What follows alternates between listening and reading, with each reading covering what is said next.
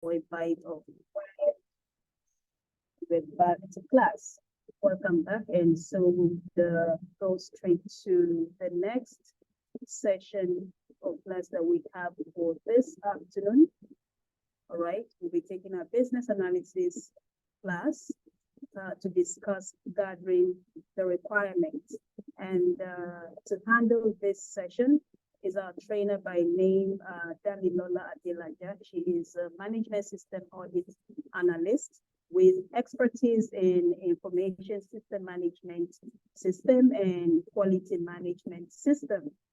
Okay, she has been, or she had taken a class or session with us some weeks back, and she's back today to take us on gathering the, excuse me, gathering the requirements. And so, ladies and gentlemen, let's welcome her with a round of applause in the chat room as we welcome her to class this afternoon. Okay, Damilola, you can take it up from here. You're welcome to class.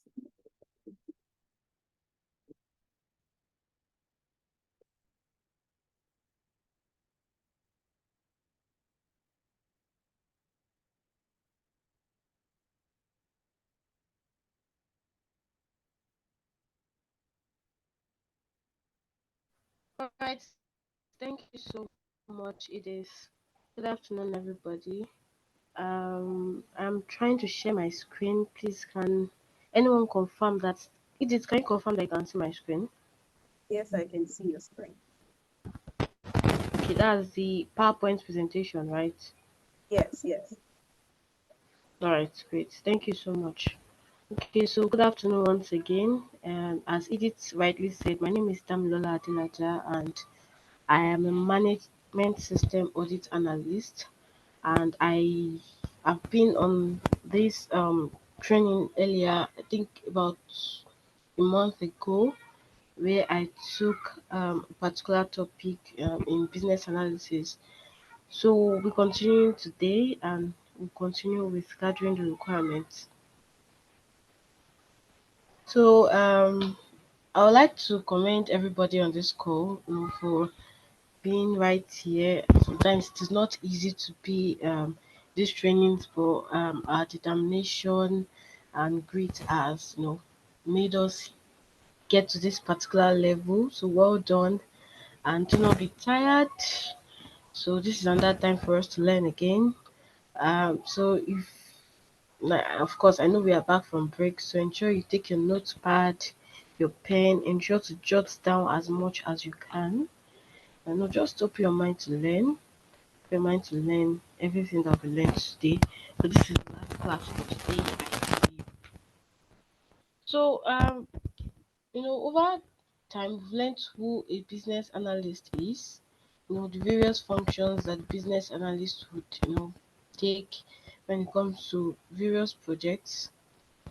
And you see, defining the user requirements is usually not complicated normally, but sometimes is problematic.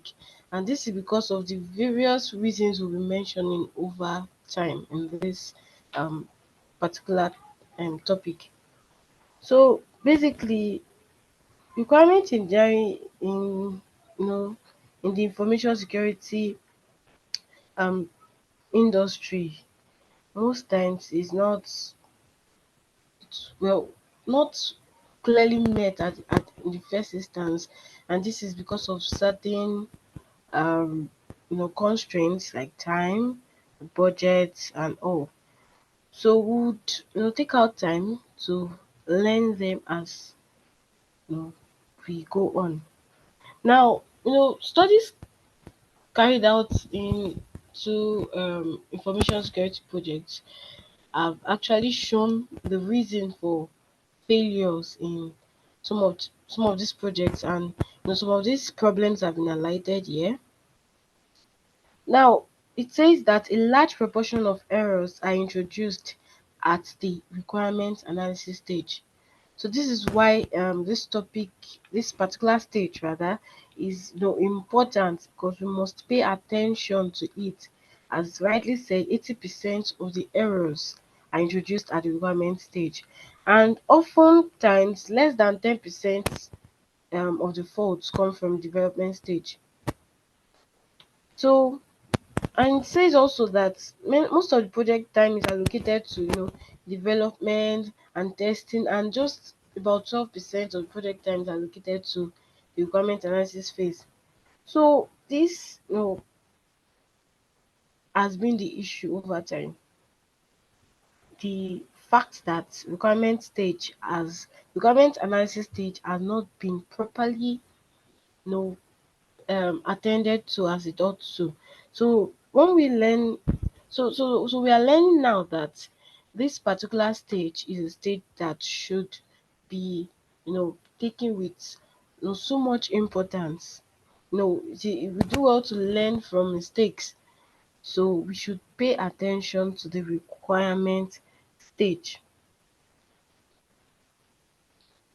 So moving on, the problem with requirements are, there are typical problems that are very common problems which could, be avoided, and includes lack of relevance to the objective of the project, which we'll be talking about, lack of clarity, ambiguity, duplication between requirements, conflicts between requirements, and all of these that we mentioned.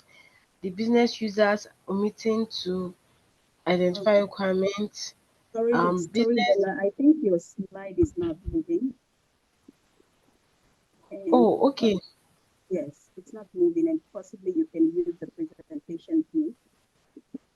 Oh, okay. So can you confirm what you can see right now? Still on the first slide. It has been on the Oh, first. Yes, okay. So I would stop sharing. Can you see it now? Is it better now?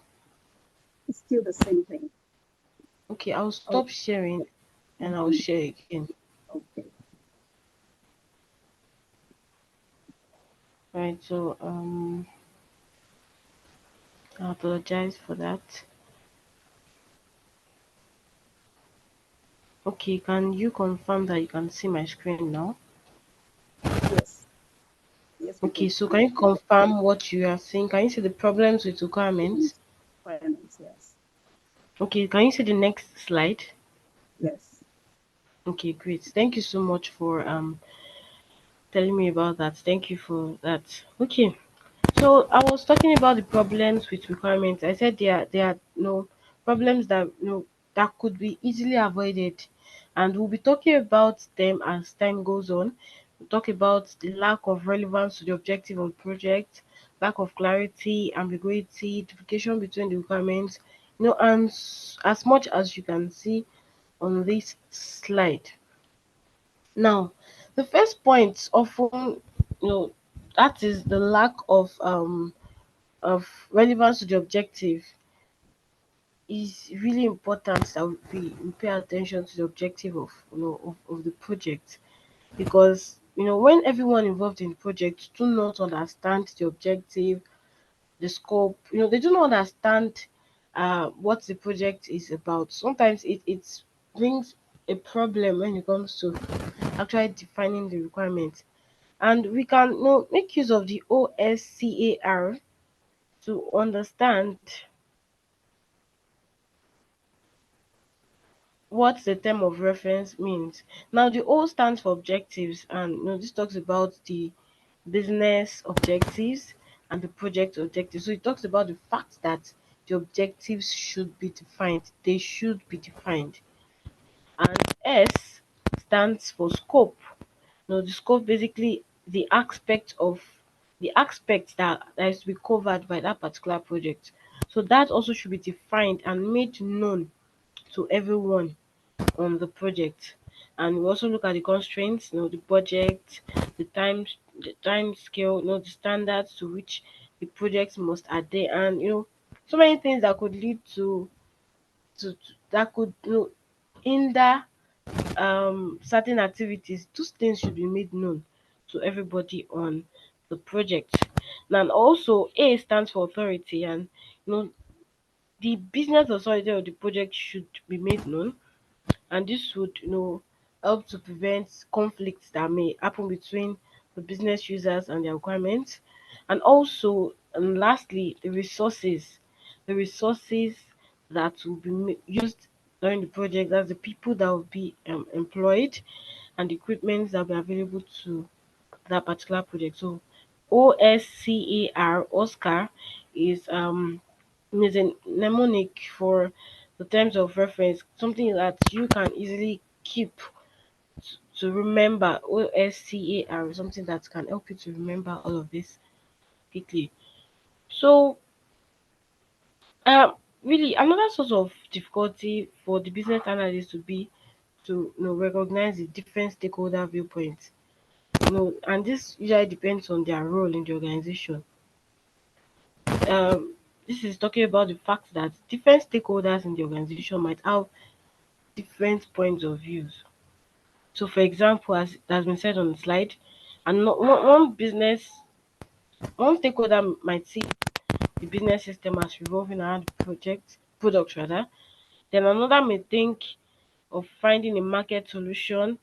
Another may see the system as being customer focused. So they all have their different perception of the same system. So that means it is up to the business analyst to actually put this point of views together to you know ensure that there's clarity and conclusions are made. Okay, so another problem would be the inability of the business users to clearly state what they want to what they want the water system to do for them. And the next slide speaks. Okay, no, before I move to the next slide. So some users, the business users, these are the people that actually make use of let's say the system, whatever product that the project would bring forth, or whatever it is that the project is all about. The business users are the ones that would make use of it. So sometimes getting the requirements from these people can be difficult because sometimes they are unable to clearly state what they want. So oftentimes the business analyst would have to work hand in hand with them in a way that would help the business users to actually know what they want. And so we are calling it requirement engineering because now look at it from this point of view. For example, we maybe years ago we used to call we call some people programmers, but now we use the term software engineers, and this is because using the word software engineering would mean that there's a more structured and scientific approach to the development of software rather than just saying okay requirements.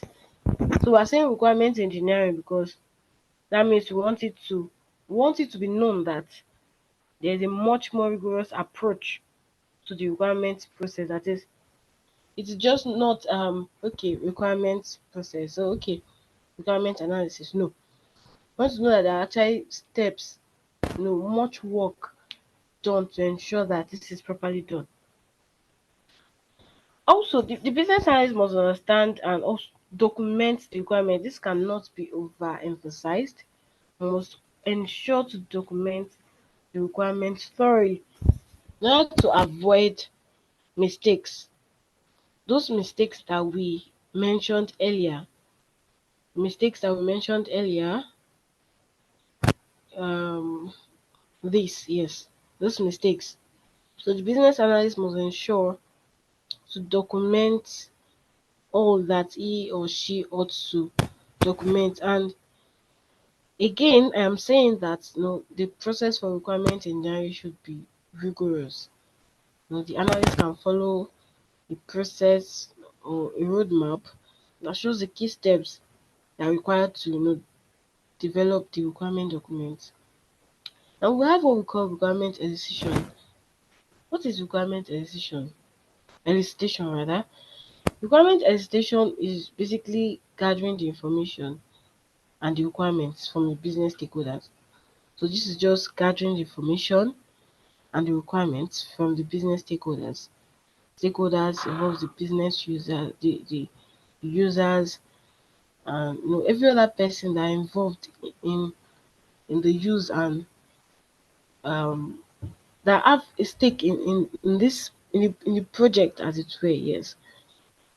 So the requirement analysis would now talk about focusing on examining the gathered requirements. So the requirements that were gathered from the business stakeholders, requirement analysis would mean examining them, ensuring that we do not have duplicates, we do not have ones that are conflicting, we don't have those that are overlapping, and so on and so forth. Now, I was talking about business users not knowing what they want. Most times when we gather requirements from the users, their explanations often lack clarity and completeness. So we have what we call the requirement catalog, and this is where the business analyst would list everything that has been gathered from the business users, and this would help the elicitation process. So I highlighted here that the business analyst is a gatekeeper. Is the gatekeeper. It carries out the role of a gatekeeper. It ensures that requirements are carefully scrutinized before they are entered into the requirements catalog. Now we have what we call requirement validation. What is requirement validation? Now this basically involves the external stakeholders reviewing the requirements and agreeing to it and signing off basically. So once the business analyst you know imputes the requirements that have been gathered into the requirement catalog as it were, the external stakeholders have the responsibility to review or to examine these requirements and to ensure that it is well defined, it is clear and it is complete. So this analysis stage is not to be done by the business analyst, but rather done by the business stakeholders, are the ones that actually carry out the check, not the business analyst. So when this document is confirmed to be okay, a complete document, a document that could be agreed to work with, then we can say this document is signed off. Can say the document is signed off. So we have various actors when it comes to requirement analysis, and the first I'll be mentioning is the domain expert. Who is a domain expert? Just anybody that is an expert in a particular field. You can call them subject matter experts. So a domain expert's input is usually required when it comes to requirement gathering, requirement analysis. And they could be needed in situations where the requirements cover more than one business, or there is a redesign of a business process is to be done, or maybe the organization even wants to introduce a new product that the company has not fully understood yet, or maybe the organization wishes to just adopt the latest best practice in the industry that they are. The input of a domain expert would be required. However, we know, despite the domain experts bringing their own depth of understanding to the um to the process that we are talking about now, we are the domain expert to come could be either internal or external really, and they are generally brought in during the project. So some organizations might choose to bring in an external domain expert, just for fresh views and insights, a person that is not an internal person. But there are some risks that could be associated with using an external person, and one is this: an external person does not understand how the company works, does not have an understanding of the culture, and whatever solution that this external stakeholder, let me say external consultant now, might bring in might not be appropriate for the kind of organization that is being dealt with. And also, basically, point one and two speaks to the fact that the external consultant might not know what is going on in the organization. And the second point to the third point now would be that you know the internal workers that are also domain experts might not welcome the external person, saying that they also feel like they have the right expertise, even probably more than the external person that has been brought in. So the organization will have to determine which works best. Is it to employ the use of an external consultant rather, or to employ the use of an internal expert. This is based on the project. This is based on the situation at hand. Another actor will be the business user, which I spoke about earlier. No, the business users are the people I mentioned. They're the ones that would apply the new business process, or they're the ones that will make use of the IT system. They're the ones that the project is meant for. They're the ones that the solution is being designed for. So they also they would need to to describe whatever it is that they are using now, that is the business process that is being used now, or the IT system that is being used now, and the business analyst would identify their pain points, the difficulties they are experiencing with what they are using currently, and this would help the business analyst to actually identify new requirements.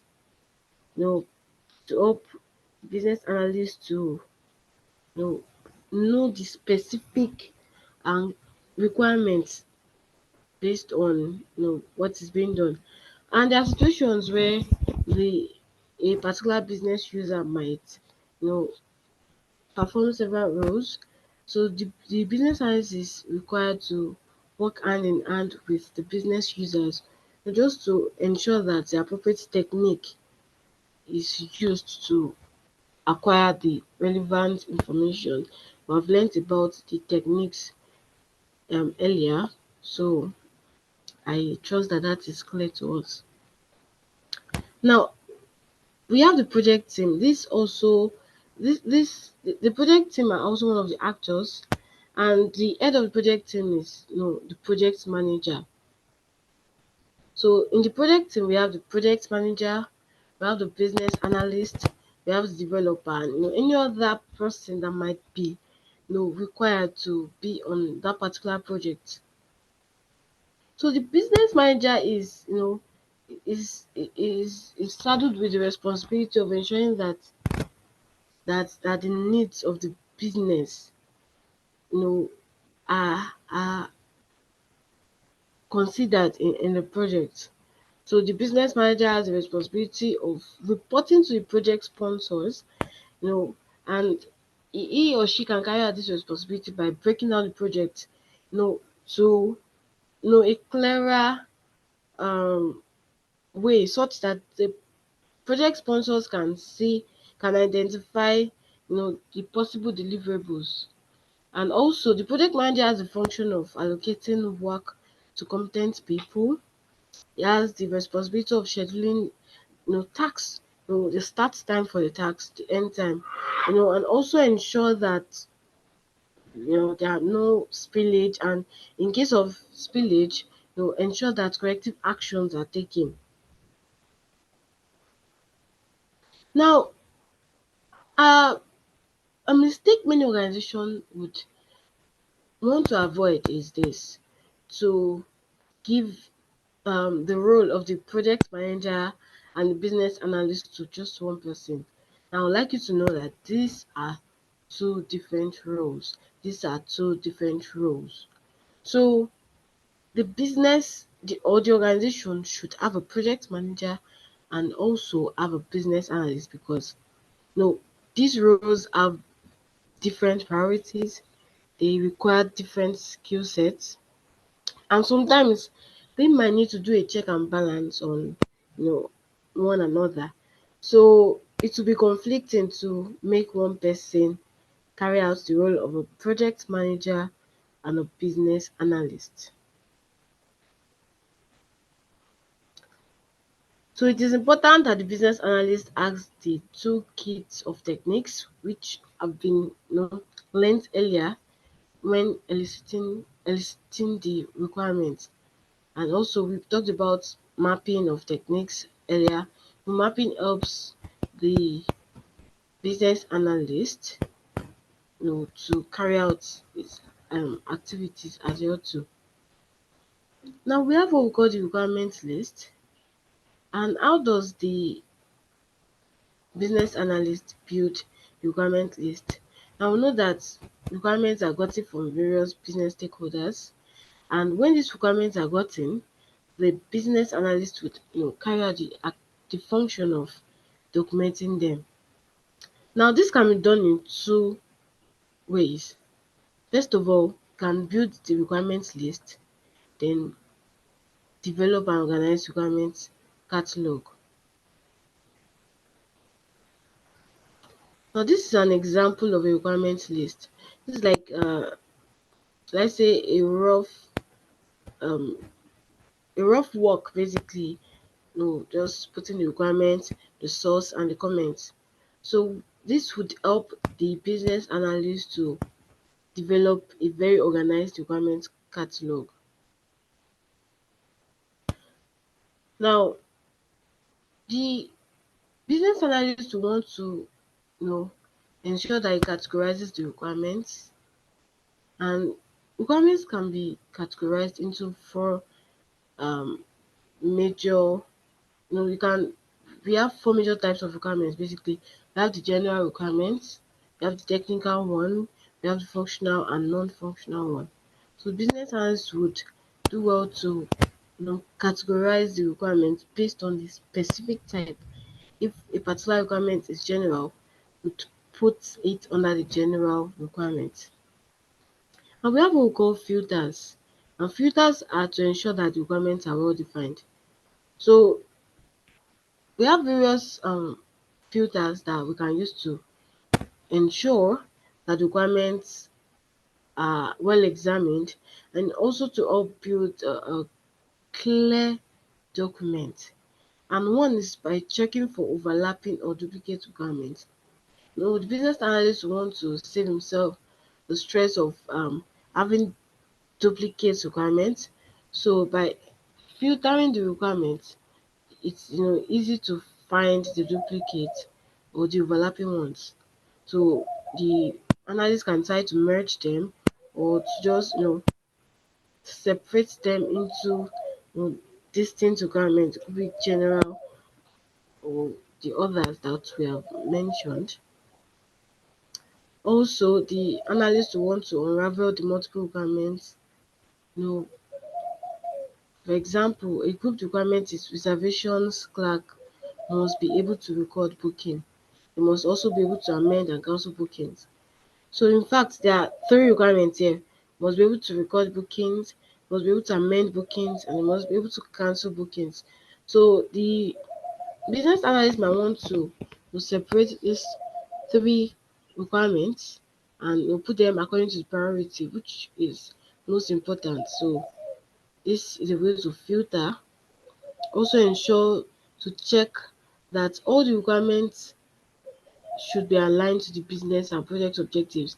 So it does not just, the business analyst is not just picking up the requirements just for requirement sake, but to ensure that this requirement aligns with the business objectives, also aligns with the project objective. So also the business analyst would want to evaluate if these requirements are stated, if they will be feasible. And we have three aspects of feasibility really. We have the technical feasibility, we have the business feasibility, and we have the financial feasibility. Now, what's technical feasibility? This is concerned with the availability of technology to fulfill the requirements. So yes, we have this requirement, but do we have the technology to actually fulfill this requirement? So the business analysts want to, ensure that it is technically feasible. And talking about business feasibility, the business analysts want to, check the level of acceptance of this particular requirement by the business. And talking about financial feasibility, this, well, according to the name financial, speaks to considering the cost. How expensive is it to meet this requirement? Or is it something that we can meet? So the business analyst would like to be truthful to ease ourselves while gathering the requirements to ensure that these three feasibilities are um, considered.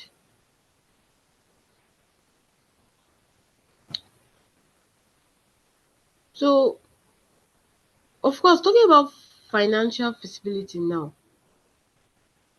you know, the analyst might want to carry out certain um, activities like removing the conflicts, requirements that contradict. So this will actually help to reduce the um, increase the level of visibility basically, and also the business analysts want to check for solutions. The business stakeholders often express their requirements in terms of a solution rather than what the business needs. So the business analyst will be the one in the middle to actually bridge the gap. Business analysts also confirm the quality criteria that the requirements must meet. Now we have several quality criteria that all requirements should meet, and the first one is clear. So requirements must be expressed in clear language. Like I said earlier, it must be easily understood. It must not be vague, should not be ambiguous. Okay, of course, ambiguous is also one of the quality criteria that has been stated. It has to be concise, it has to be consistent. These requirements must not contradict with other requirements, and it has to be relevant. It must be relevant. The requirements must be within the scope of the project. It is not just maybe within the scope of the business as it were, but within the scope of that particular project that is being worked on. We've talked about ambiguity earlier. The requirements must be correct. They must be correct. They must be testable. They must be traceable. So, in a situation where some of these qualities are not met by the requirements, the analyst might want to, correct certain things when it comes to requirement, maybe remove some jargon and ambiguity. I want to merge duplicated ones. I want to ensure that they are clear, ambiguous, and all of the quality requirements that we have mentioned.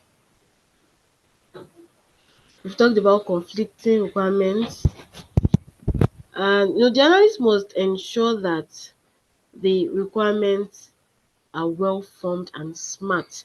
And smart in this sense would refer to specific, measurable, achievable, relevant, and time framed.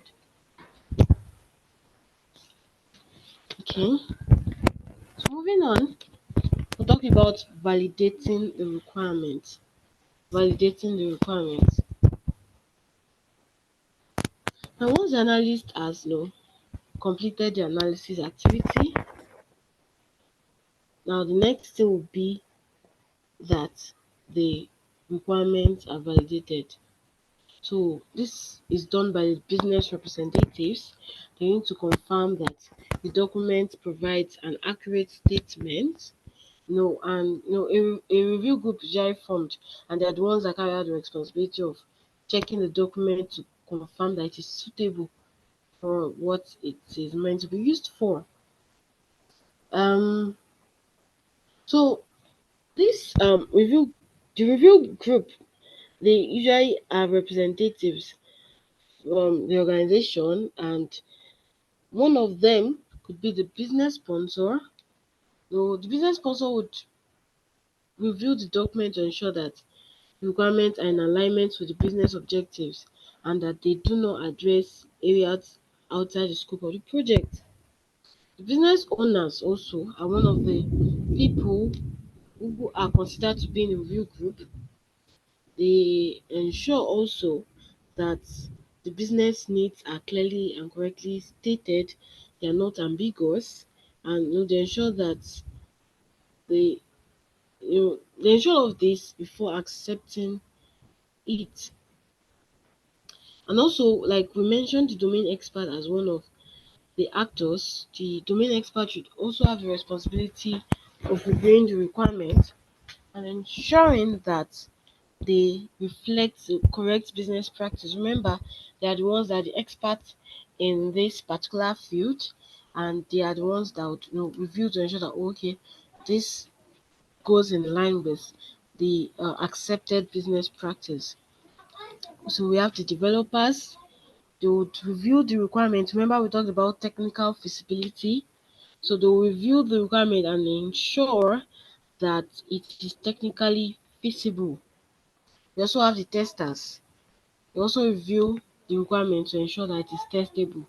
We have the project office representatives. So they ensure that requirements are compliant with the business standards, policy, they ensure that everything goes as it ought to go. So the group most times they meet to discuss requirements in documents. Could be a physical meeting, virtual meeting. Just ensure that they meet.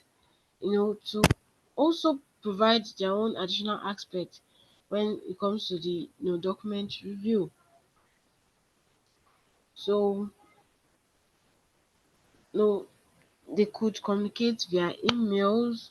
They communicate via whichever means is made available to them. So they just ensure that they meet to uh, review and validate these requirements.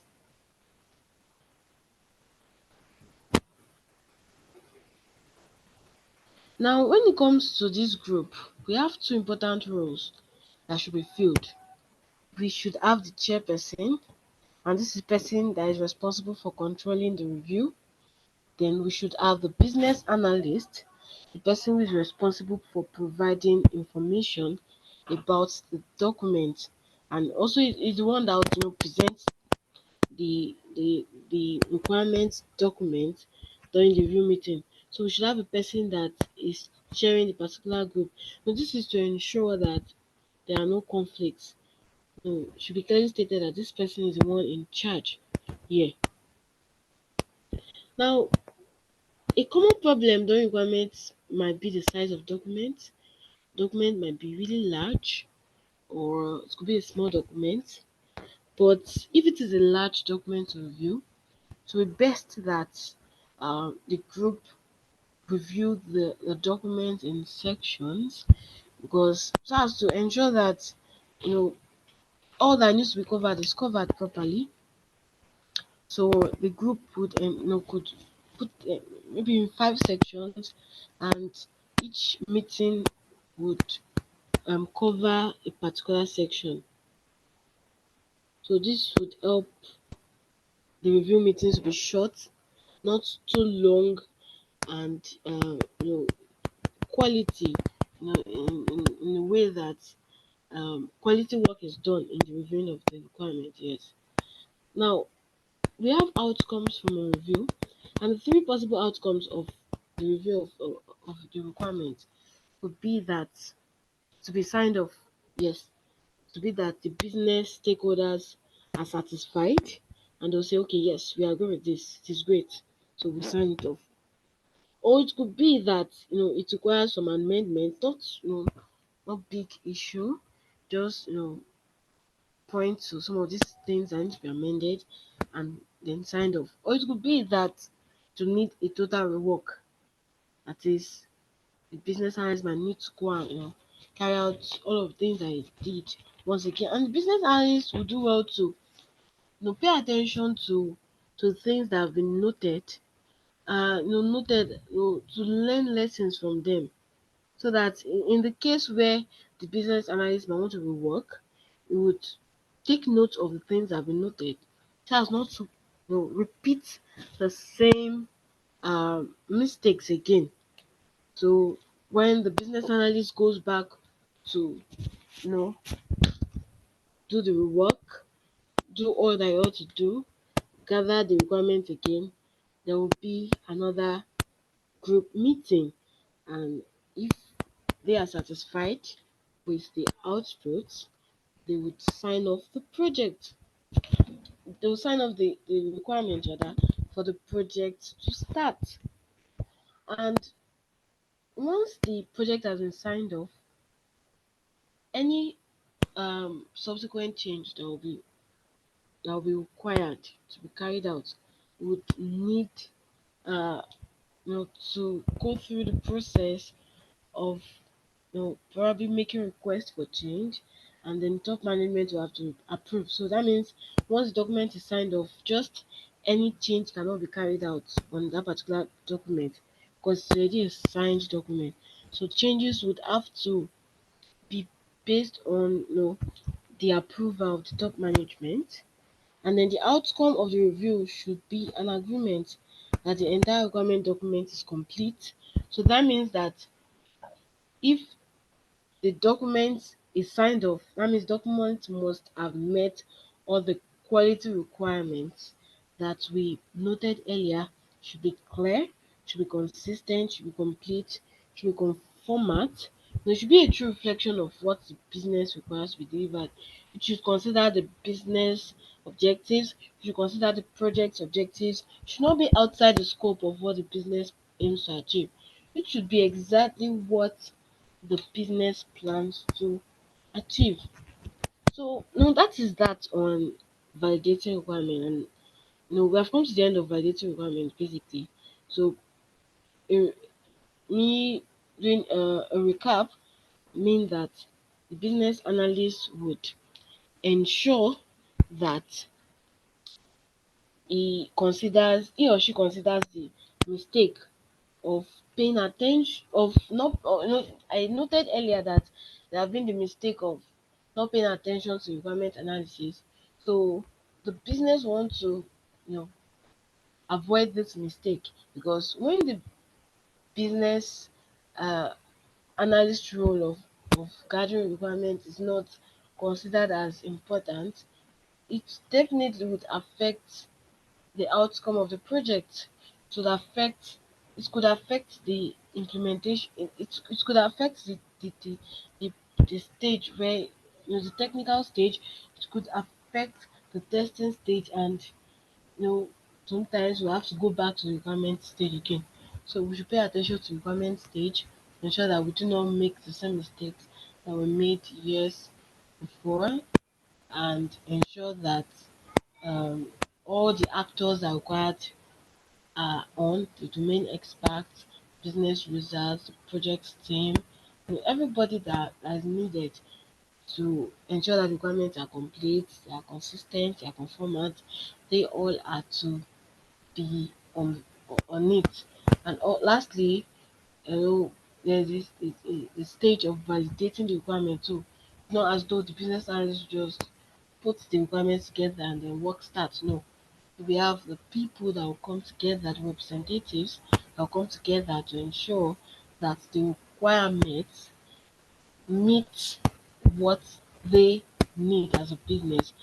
So, and remember that when the requirement is validated and accepted, it is signed off.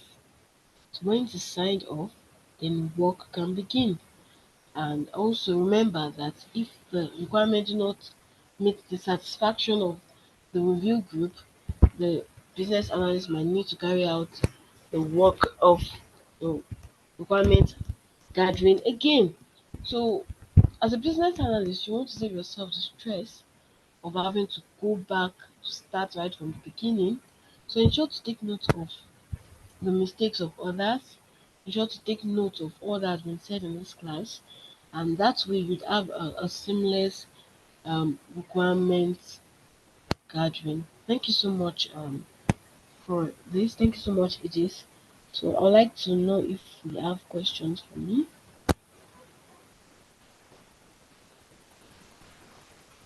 Hello, Idris. Can you hear me?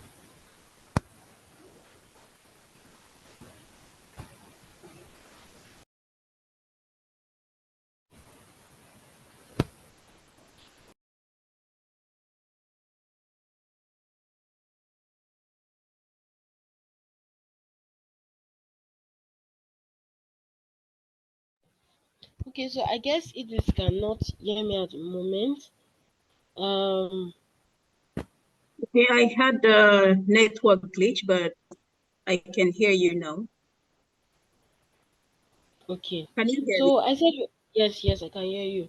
So I was asking if we have questions for me. All right, so please, if you have your questions, kindly drop in the chat room and let's take your questions and give responses.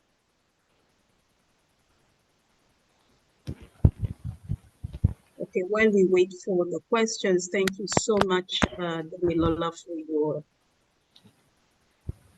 for taking us through the class this afternoon. Okay, okay, please put in your questions and we'll attend to it. All right, thank you so very much, Damilola, for your time and for being with us in class today. We are very grateful and we are gradually coming to the end of today's session. Obu Chekwe, okay, Obu Chekwe, please put your questions and if we take it to heart. We appreciate all your feedbacks and whatever we can do to improve our classes. Definitely, we are open to suggestions and just to give the best to our listeners and students in class. Okay, so thank you very much once again, Damilola, for your time. And like we said from the beginning, registration is still ongoing, right? For those who wish to have their wards or their friends, family friends, to study at Transformation College of Business and Technology. Registration is still ongoing. And like we also mentioned, this next week, Saturday, would be our entrance exam. All right. So we're still taking registrations as it is. All right. We've been learning theoretically, we've seen so many techniques, models, and all. Do we get a practical knowledge so that the theories make more practical sense? Okay, a case study would come up with a case study uh, for us to apply, especially in business analysis, for us to apply what we've learned and also see how it applies to real life. All right, so yes, would have a case study for that, for our classes. All right. So once again, if you've not taken filled up the attendance, Mercy, you can share again the attendance link in the chat room.